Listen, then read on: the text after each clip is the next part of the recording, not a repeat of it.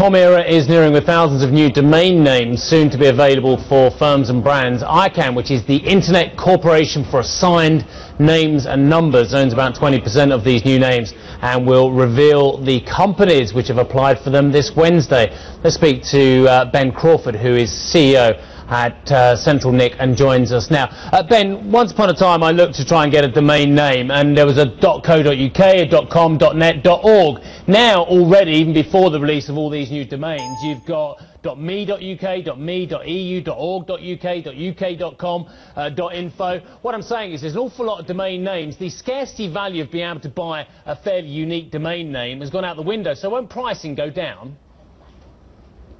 It could possibly go down. Part of ICANN's brief is to introduce more competition for consumers and more choice, and an effect of that is often prices going down.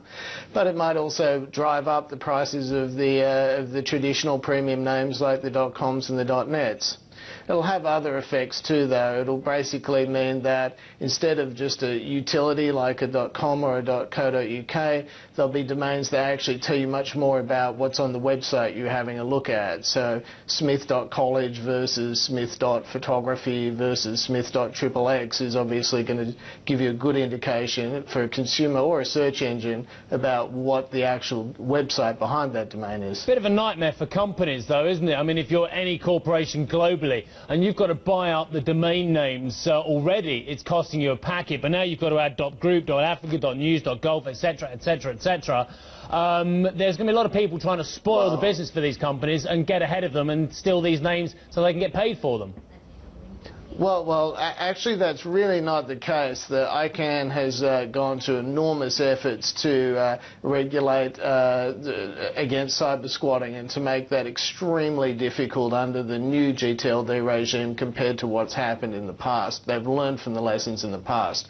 But also there's a huge opportunity for companies, which many have jumped on, to actually obtain their own company name or trademark as a top-level domain. So, for instance, .google, Deloitte, Philips, etc.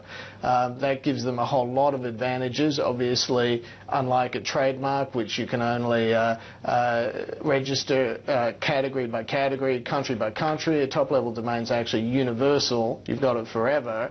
And not only that, there's many security benefits, and plus, obviously, for a lot of organisations, they don't want to be perceived as parochial, as having a country code attached to them. They actually would like to show that they're global and be above the country codes.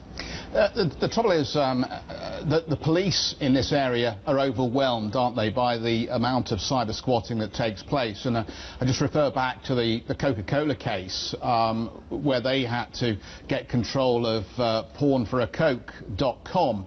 It took them an appeal right up to the United Nations level before they could wrest control of this. This is an unnecessary expense for most companies and a diversion from their core business. Absolutely. Well, that is one of the great benefits why companies have jumped on this opportunity to get their own top-level domains, because once they do, once there's a .coke, then it can be clear to everyone in the world. If it ends .coke, it's an official Coca-Cola site. If it ends with something else, it's not. Now, that's obviously some years coming from here. But what's happened is that many companies, my company CentralNic is representing brands from 6 countries, multi-billion-dollar companies in telcos, financial, entertainment, media and so on, and they're all getting their own top-level domains. And what we see happening now is that many companies that have missed out on this round have already realised that they've missed out an opportunity to own and control their own brand-safe zone on the internet, where everybody, consumers and search engines, will clearly be able to determine what's official content versus what's not. We're going to leave it there, Ben, but thank you very much indeed for taking us through what could be an exciting year for domain names. Ben Crawford, CEO at CentralNic.